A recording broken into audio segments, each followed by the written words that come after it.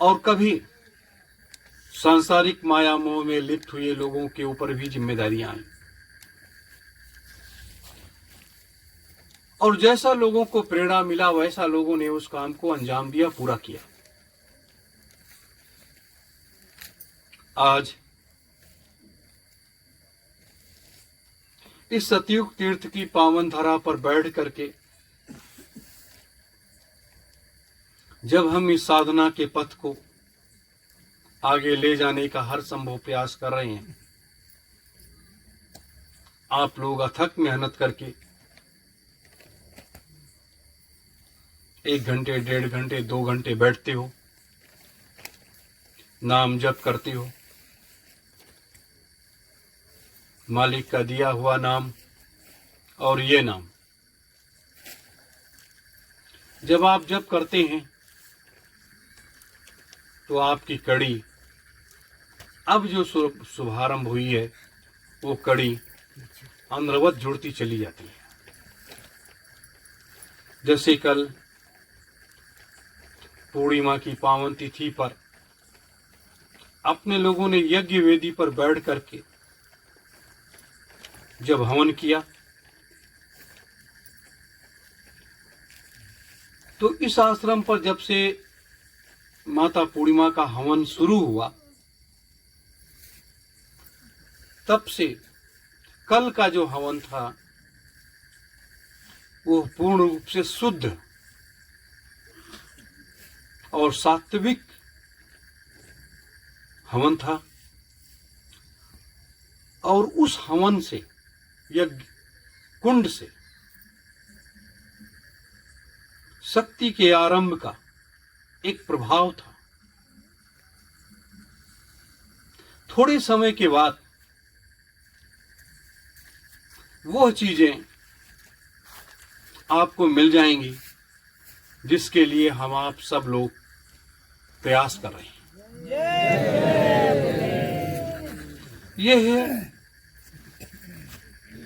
जीवन का, हमारे आप सबके जीवन का जन्म लेने का जो आधार है और जो पुण्य है, वो चीज मिलने जा रही है। यह देखने में तो ये बहुत वैसी चीजें हैं, सरल है, सुगम है, लेकिन जब आप सच्चे मन से यज्ञ की वेदी पर बैठ करके मंत्रों उच्चारण के बीच में यज्ञ कुंड में अपनी आहुति को डालते हैं और वो सच्चे मन से जिस भी देवी देवताओं का हम आह्वान करते हैं और उनको वो चीज मिलना शुरू हो जाता है, वो उसको प्राप्त करने लगते हैं, तब आपके कार्य सरल और सुगम होने लगते हैं। अपने लोगों का जो लक्ष्य है कि माता पूर्णिमा को पसंद करना और उनसे आशीर्वाद लेना। पूर्णिमा का एक ऐसी तिथि है जो हर महीने तो आती है, लेकिन हर महीने आने के बाद उस तिथि में जब कोई यज्ञ में आहुतियां डालता है तो उसके अधूरे संकल्प पूरे हो जाते हैं। लेकिन हमें आपको उस मां को प्रसन्न करके और वास्तविक उसे धरातल पर उतार करके लाने का जो संकल्प है, मैंने पहले भी बताया था कि जब तक माता पूर्णिमा को प्रसन्न नहीं कोई कर पाता है, तब तक उसकी विजय श्री नहीं मिलती है। और ये माता पूर्णिमा का एक अस्तित्व और एक केंद्र अपने शास्त्रों में तो है कि ये भगवान विष्णु से और भगवान शिव से जुड़ा हुआ है। अपने शास्त्रों में एक कड़ी बनाई गई कि भगवान शिव और भगवान विष्णु के ये दोनों स्रोतों से ये शक्ति का प्रादुर्भाव हुआ, जबकि ऐसा नहीं है। हम लोग इसलिए प्रयास कर रहे हैं कि युग परिवर्तन सतयुग स्थापना महायज्ञ, चौथा महायज्ञ जो है, होने के पहले इस शक्ति को प्राप्त कर लेना और प्रसन्न कर लेना और आशीर्वाद प्राप्त कर लेना, ये क्रम, ये अपने लोगों का संकल्प है। एक आधार को पकड़ करके और एक कार्य के करने का संकल्प लेकर जब हम इन शक्तियों का आवाहन करते हैं तो ये हमें प्रेरणा देती हैं और शक्ति देती हैं। आप जितने लोग हम लोग बैठे हैं, ज्ञान की उस पराकाष्ठा पर बहुत कम लोग अपने बुद्धि और विवेक को लगाते हैं।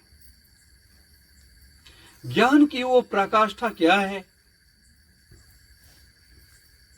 जब आपके अंतर में बैठा हुआ देवता आपके अंतर की पीड़ा को दे रहा है और आप अपनी जिह्वा से जब नाम जप करते हैं तो आपके एक एक शब्द को वो अर्जित करते हुए अपने अंदर आत्मसात करता चला जाता है। कोई भी ना, मेरे प्रेमी जनों, जरूरत आज इन्हीं चीजों की है। अभी आपने देखा आज अपने आश्रम पर ही इस काल माया के देश में संस्कार और मर्यादा जब खत्म हो जाता है तब वो कुदरत या परमात्मा वो अपने डंडे को उठाता है और फिर अपने काम को करना आरंभ कर देता है। और ये जो कुछ हम आप लोग देखते हैं तो ये कलयुग का एक रूप देखते हैं कि कलयुग और सतयुग के द्वंद्वात्मक युद्ध में संघर्ष का एक घर्षण है। संघर्ष का एक घर्षण है। क्यों घर्षण है? कि जब ऐसी जीवात्माएं भटकने लगती हैं, भटक जाती हैं, तो उनका मार्ग प्रशस्त करने वाला कोई भी व्यक्ति इस मृतलोक में नहीं है। और हम आप सब उस मार्ग के राही बनते हैं।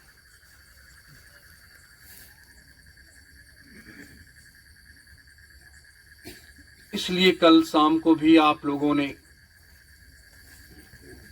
बृहद एक राजनीतिक परिचर्चा किया और उस परिचर्चा में प्रमुख पदाधिकारियों ने अपनी बात रखी।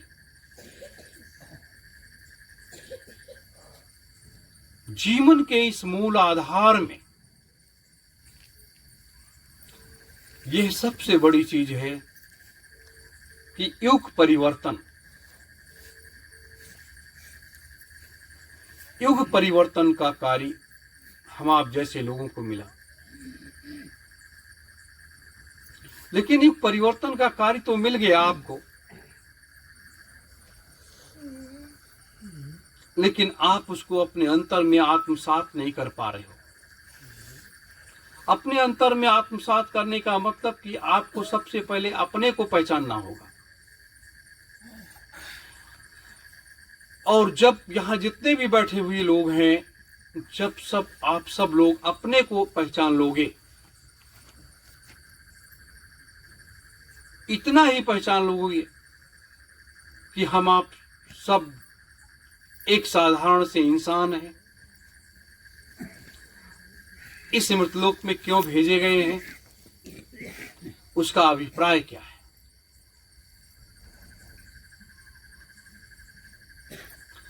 तो जब इस रास्ते को आप ढूंढ लोगे, या संसार का प्रत्येक व्यक्ति उसे ढूंढ लेगा, तब उसे एक रास्ता मिल जाएगा। जैसे हम आप सब लोग बैठे हैं धर्म ध्वजा के नीचे, इसी तरह से सुनसान वीरान जंगल में विश्वामित्र जी साधना कर रहे थे। साधना की उस अमोघ शक्ति में वो अपने को विलीन कर दिए। जब अपने को उन्होंने विलीन कर दिया तो उनके शरीर से प्रकाश पुंज का प्रवाह होने लगा।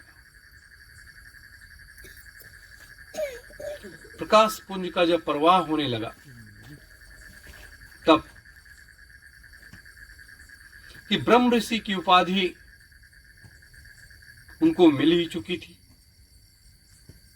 वशिष्ठ जी ने दे ही दिया था। और ब्रह्म ऋषि की उपाधि लेने के बाद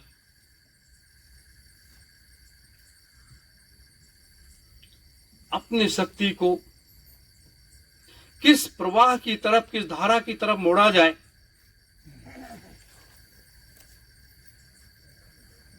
इसका ज्ञान इतना सब कुछ प्राप्त कर लेने के बाद विश्वामित्र जी को नहीं था। एक दिन वो वशिष्ठ जी के पास जाकर के कहते हैं कि इतना सब कुछ होते हुए मेरे पास ये चीज नहीं है।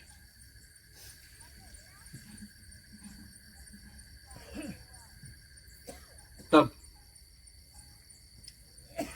वशिष्ठ जी ने उनसे कहा कि इस चीज को प्राप्त करने के लिए, इस चीज को प्राप्त करने के लिए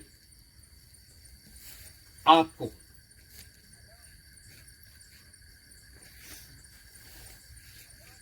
पीपल के पेड़ के नीचे बैठ करके और पीपल के पत्ते को अपना ग्रास बना करके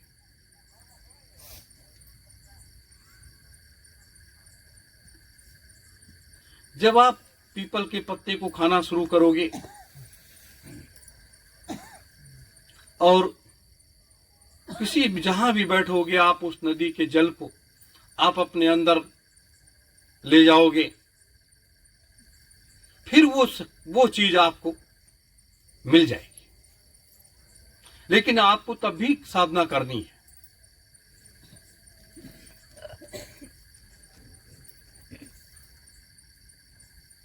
तो विश्वामित्र जी ने कहा कि हे ऋषिवर, मैंने तो सारी रिद्धियां सिद्धियां सारी शक्तियां प्राप्त कर ली हैं, और एक मंत्र से, तो कौन सा ऐसा मंत्र है जो हमें आप दे दें तो हम इस चीज को भी प्राप्त कर सकते हैं। तब वशिष्ठ जी ने कहा कि आप जो है इस चीज को अपने अंतर में खोजने का प्रयास करो कि वो कौन सा मंत्र है जिसका आप जब जब करना शुरू करेंगे तो ये सारी चीजें दूर हो जाएंगी। वो चीज आपको मिल जाएगी। 119 दिन लग गए उनको ये करते करते, लेकिन 119 दिनों में जरा सा उनको वो प्रकाश नहीं दिखाई दिया। और जब प्रकाश नहीं दिखाई दिया तो फिर वशिष्ठ जी के पास हो गए और वशिष्ठ जी से अनुरोध किया। तब वशिष्ठ जी महाराज ने कहा, विश्वामित्र, इस चीज को प्राप्त करने के लिए आप जितने लालायित हैं, उतना तो ऐसा कभी नहीं आपको देखा गया।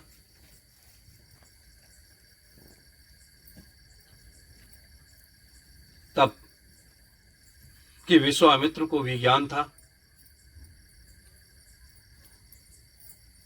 विश्वामित्र ने कहा,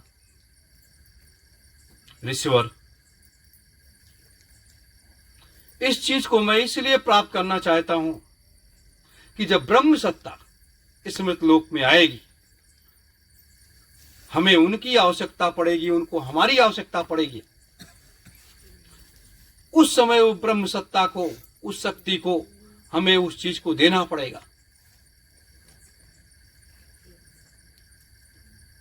और जब उसे हम दे देंगे तो उनके, हमारे प्रभु के मार्ग प्रशस्त हो जाएंगे और उनका कार्य सफल हो जाएगा। मेरे प्रेमी जनों, इस तरह से ये सारे कार्य आरंभ होते हैं और कहां पर कैसे किस तरीके से शक्ति की आवश्यकता पड़ती है, हमारे महात्माओं ने इसको समय समय पर प्रयोग किया। आज जैसे शक्ति की आवश्यकता पड़ी, 88,000 ऋषियों की सारी शक्तियां तो समाहित हैं, सारी चीजें हैं, लेकिन आज इस शक्ति की आवश्यकता सतलोक तक जाने को क्यों पड़ी?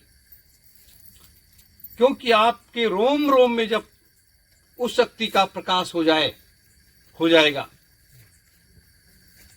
तो वो प्रकाश पुंज, वह प्रकाश पुंज मानव जीवन को एक सतमार्ग दिखा देगा, एक मार्ग प्रशस्त कर देगा। और जब आप वहां आने जाने लगेंगे तो एक रास्ता बन जाएगा, एक रास्ता मनुष्य रूपी जीवात्माओं को जाने का एक मार्ग बन जाएगा।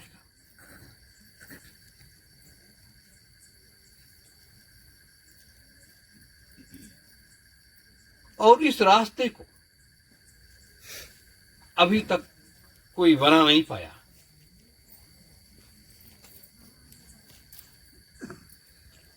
इसलिए मेरे प्रेमी जनों, ये नाम जप आपसे करवाया जा रहा है।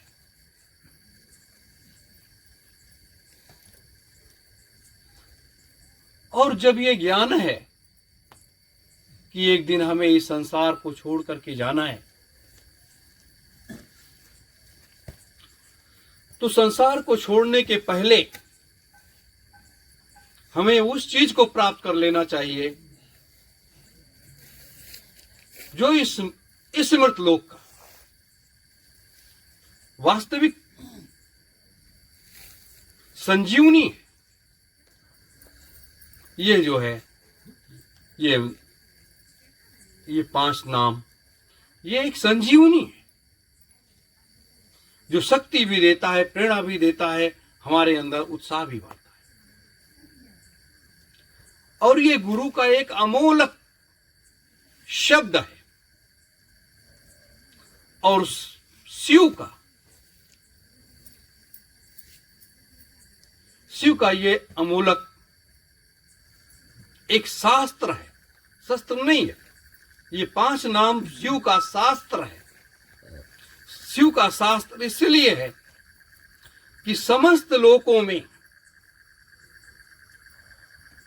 वो इस शास्त्र के माध्यम से जाते हैं, आते हैं, सब जगह सम्मान मिलता है।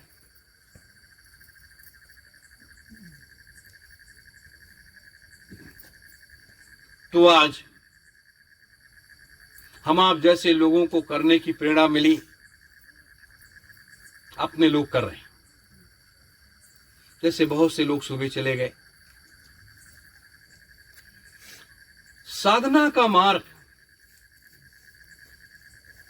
24 घंटे खुला रहता है, लेकिन ब्रह्म मुहूर्त की साधना और संध्या वेला की साधना जो है, ये नाम जप, इसमें हम सुमिरन, ध्यान, भजन,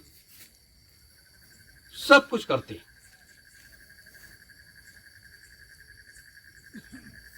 और जब इसमें करते हैं तो हमारी आपकी महात्माओं के द्वारा देखभाल होती रहती है। इसलिए देखभाल होती रहती है कि कौन से बच्चे बच्चियों के पास कितनी शक्ति का संचार हुआ है। वो रोज उसका थर्मामीटर लगाते हैं और थर्मामीटर लगा लगा करके उसकी इसलिए तैयारी करते हैं कि अब इस बच्चे का समय आ गया है, इसको वहां तक पहुंचाना है।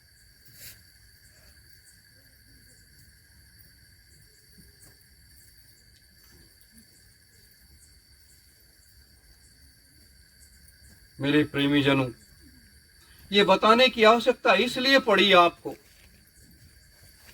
कि अगर ये चीजें आपको जानकारी है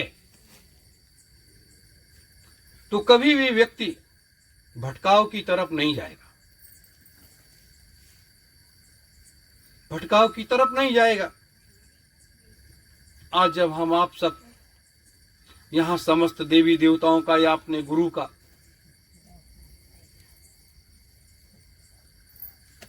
उच्चारण करते हैं और उच्चारण करने के बाद जब जयकारा लगाते हैं तो आप कोई भी संसार में कहीं भी लोग करते हैं, उस समय जिस भी देवी देवताओं का आप आह्वान करते हैं, उच्चारण करते हैं, वो शक्तियां वहां एक मिनट के अंदर मौजूद हो जाती हैं।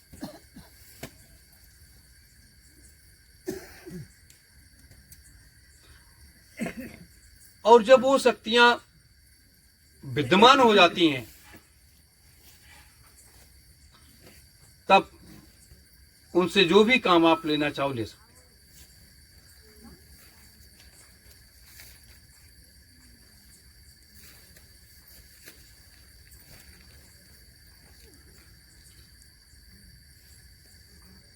तो ये समय का सदुपयोग करते हुए हम आप सब इस कदम को अनुरवत आगे बढ़ाते चले जाएं। घर में बाहर कहीं भी रहें, और जब आप इसे करेंगे तब आपके अंदर शक्ति का संचार होगा, आपके रोम रोम में शक्ति का संचार हो जाएगा। और जब शक्ति का संचार हो जाएगा फिर पूछना कि क्या है। इसलिए आपको ये प्रेरणा मैं देता हूं कि हम सब लोग ज्यादा से ज्यादा नाम जप करें, अंतर साधना करें, रात्रि में लेट करके वो साधना जब आप करने लगोगे तो आपका मन और निर्मल हो जाएगा, और निर्मल हो जाएगा। क्योंकि धीरे धीरे आपको एक स्थिति पर ला करके किया जाएगा कि आप रोज रात में लेटिए बिस्तर पर और 3 घंटे आपके नाम जप की साधना चलने लगती है, और वो आनंद, वो प्रकाश, वो ज्योत, ऐसी चीजें दिखाई देने लगती। लेकिन आपको समय निश्चित करना पड़ा। जैसे पहले भी लोग, जितने भी लोग बैठे थे साधना में, मैंने एक बात कही थी कि आपको 6 महीने की जो ये साधना का वो है, तो 6 महीने तक आपको कंटिन्यू यहां पर आना है और इसमें बैठना है। 6 महीने का क्यों रखा था कि जब आप यहां बैठते हैं, यहां की समस्त शक्तियां भी आप पर नजर रखती हैं। मालिक कहीं सिद्धाश्रम में बैठे हैं, वो आपको भी बराबर नजर रखते हैं, वो भी शक्ति प्रदान करते हैं।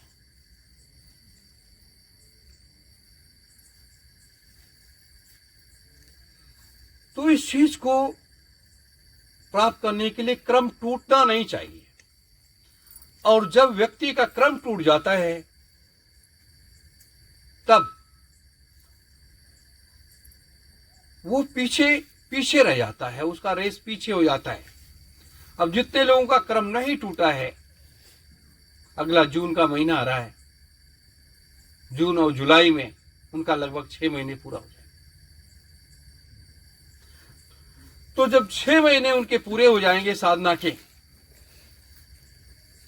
तब उनको एक सहारा देते हुए उनको वहां तक ले जाने का मार्ग प्रशस्त हो जाएगा। इसलिए हर संभव प्रयास मैंने किया। मेरे प्रेमी जनों, घर में कितनी भी आवश्यकता हो, कितनी भी समस्या हो, लेकिन 2 दिन 3 दिन के लिए समय जरूर लोग निकाल करके इस धरातल पर, इस सतयुग तीर्थ पर साधना के लिए बैठिए जरूर। आनंद, बहुत से लोग कहते हैं कि कोई आनंद नहीं आता साधना में, मन निष्ठुर बना रहता है, उदासी छाई रहती है।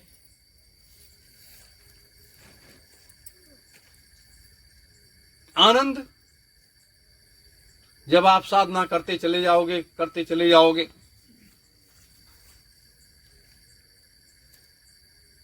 और जब करते चले जाओगे तो आपको आनंद आने लगेगा, मन आपका निर्मल हो जाएगा, शरीर आपका निर्मल हो जाएगा।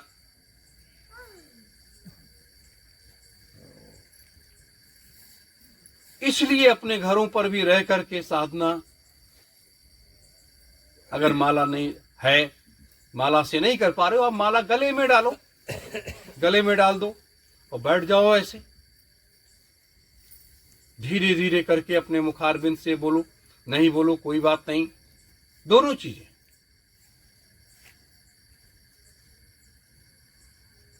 मेरे प्रेमी जनों, इस साधना को अगर आप थोड़ा और कर ले गए तो आपका मार्ग जो अवरुद्ध है वो मार्ग खुलने में देर नहीं लगेगी और आप आना जाना शुरू कर दो।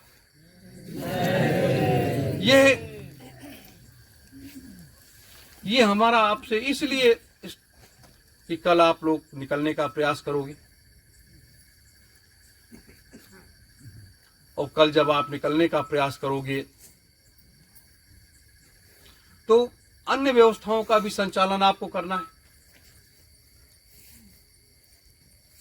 चाहे वो आध्यात्मिक का मार्ग हो, चाहे वो राजनीतिक मार्ग हो। कल भी मैंने कहा था, सुबह भी मैंने कहा था कि 20 व्यक्ति तैयार करके उनको तैयार हम लोग करेंगे, लेकिन ऐसे 20 व्यक्तियों की आवश्यकता है जिनको पूरे संसार में भेज करके उनसे सारे काम लेने।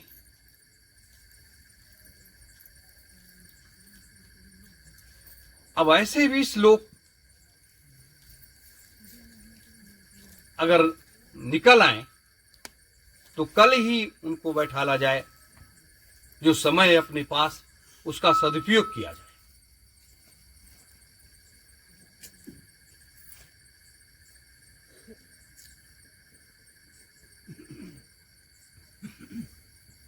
और अगर नहीं निकलते हैं तो उसके लिए एक अलग धारा देखी जाएगी,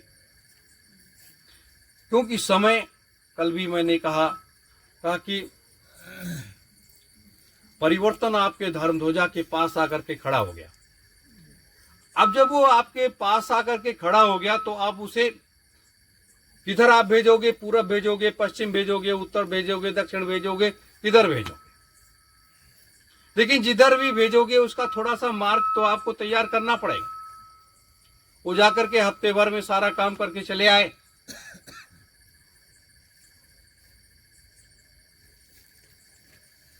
इसलिए उन्हें तो काम चाहिए।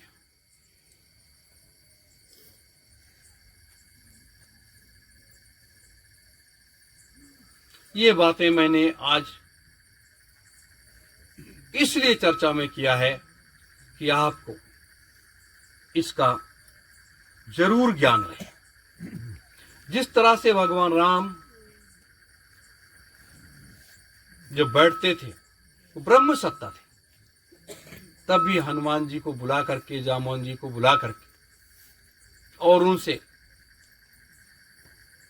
गहन चर्चा करते थे कि इसकी व्यवस्था कैसे की जाएगी और क्या होगा। हो गया था। लेकिन आज आप सबको भी जबरदस्त सक्रिय होना है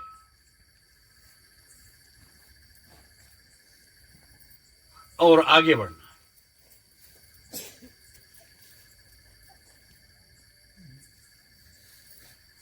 और जब तक आप सक्रियता नहीं दिखाओगे तब तक काम चलने वाला नहीं,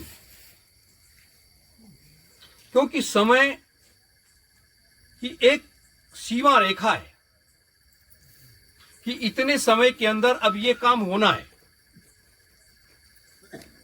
जैसे महाभारत का निर्धारण पूर्व से था, लेकिन जब समय का निर्धारण हुआ कि इतने समय के अंदर इस महाभारत को करवा करके उसे समाप्त कर देना, हो गया, महाभारत हो गया, सारी कहानी बन गई। वैसे ये निर्धारित हो गया है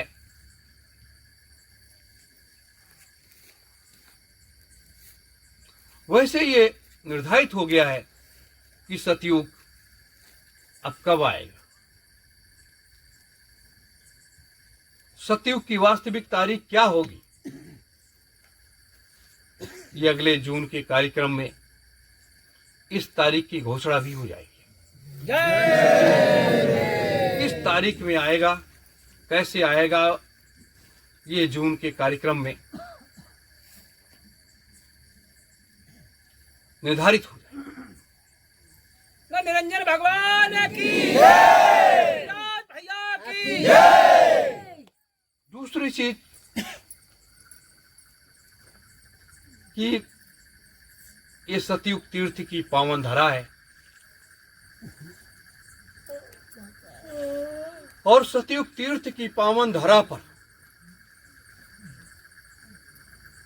जिस कार्य को लेकर के चला गया है वह कार्य अब सफलता की सीढ़ियां चढ़ने का दौर आ गया है और जितने भी काम सारे अवरुद्ध पड़े थे, सबके दरवाजे जैसे आप आगे बढ़ते चले जाओगे खुलता चला जाएगा।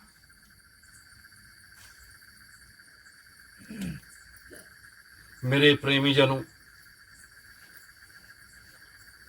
तो वक्त को अब बेकार मत जाने दो।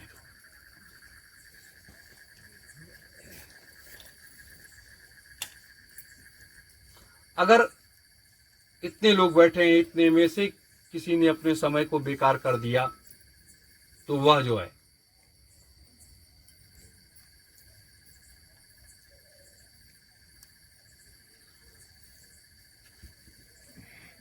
अगला जो कार्यक्रम है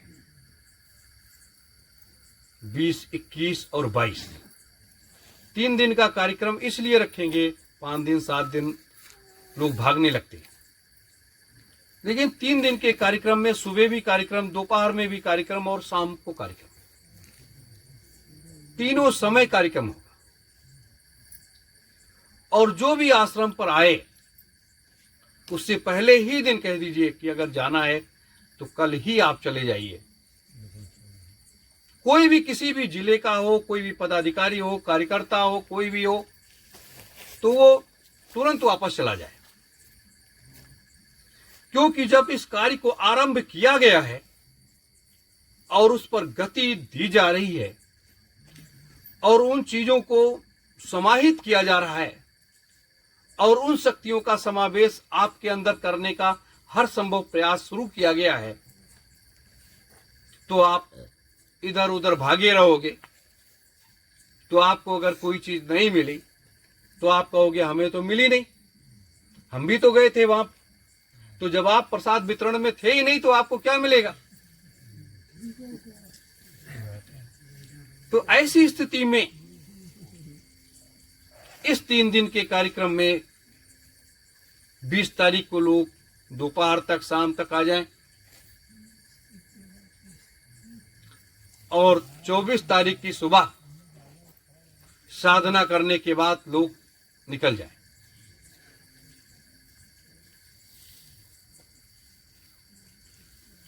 मेरे प्रेमी जनों, यह सभी जगह सूचित कर देना है। ये नहीं कोई आज आ रहा है, कोई कल आ रहा है, कोई परसों आ रहा है, नहीं। हमें ऐसे लोगों की आवश्यकता नहीं है, क्योंकि अब हम उस कार्य की तरफ आगे अपने कदम को आगे बढ़ा दिए हैं। चाहे वो सतलोक तक जाने की बात हो और चाहे राजनीतिक परिवर्तन की बात हो, दुनिया में बदलाव की बात हो, उस पर अब कदम अपने लोगों का बढ़ चला है। धीरे धीरे नहीं, तेजी के साथ।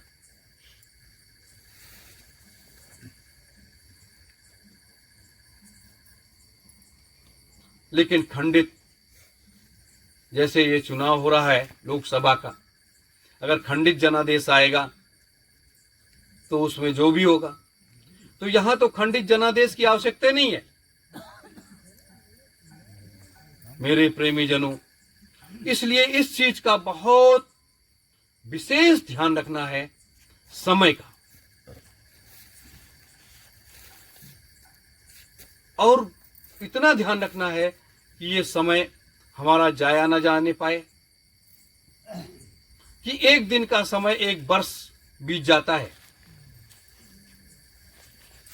लगता है कि 1 वर्ष निकल गया।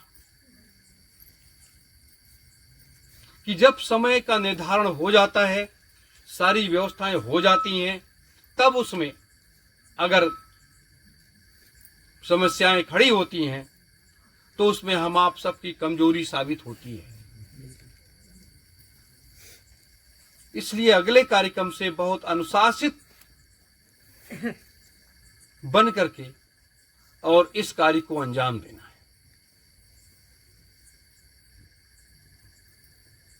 यह बातें जो कुछ थीं वो मैंने आपके बीच में रख दी हैं, और शेष कल जो भी निकलने वाले लोग हैं वो अपने प्रमुख पदाधिकारियों के बीच में मिलकर के सुबह की साधना करने के बाद जिसको भी जिधर निकलना है लेगा। लेकिन बहुत ध्यान रखना है कि इतनी बड़ी जिम्मेदारी आप सबों के सर पर है, और इन जिम्मेदारियों से भागा भी नहीं जा सकता, क्योंकि वहां गुरु की आज्ञा जब आपने सिरोधार कर लिया अपने सर पर, तो आप भाग भी नहीं सकते। और जो भागने वाले लोग हैं उनको आप पकड़ करके ला भी नहीं सकते। ये चीजें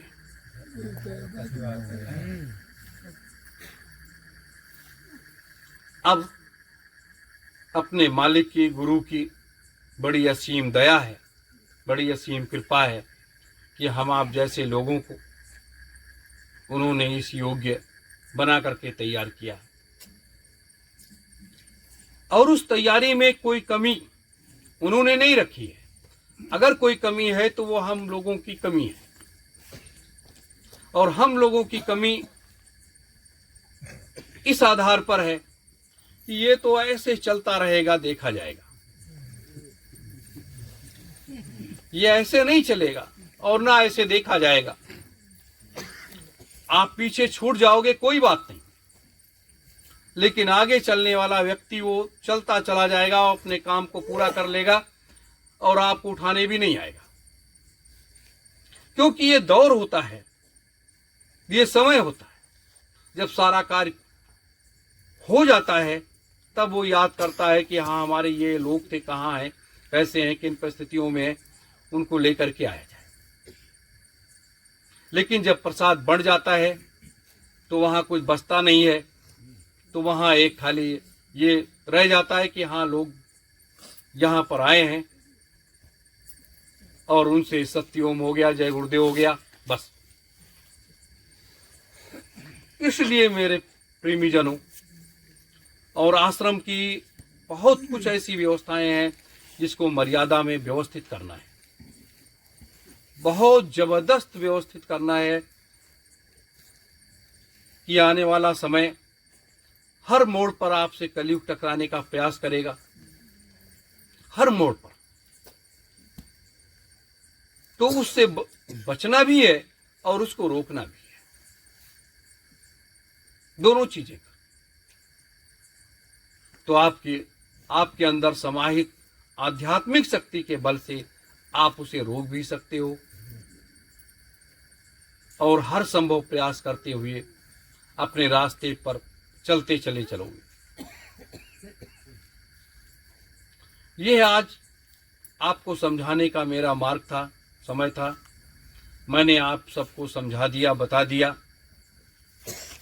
अब इसी तरीके से आप अपने गांव में, कस्बों में, जिलों में जा करके जहां भी मीटिंगें अटेंड करोगे, वहां जो है ये व्यवस्था को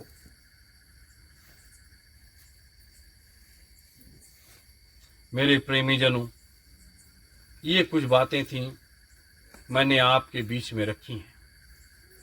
इसको चिंतन मनन करिएगा और विचार करने के बाद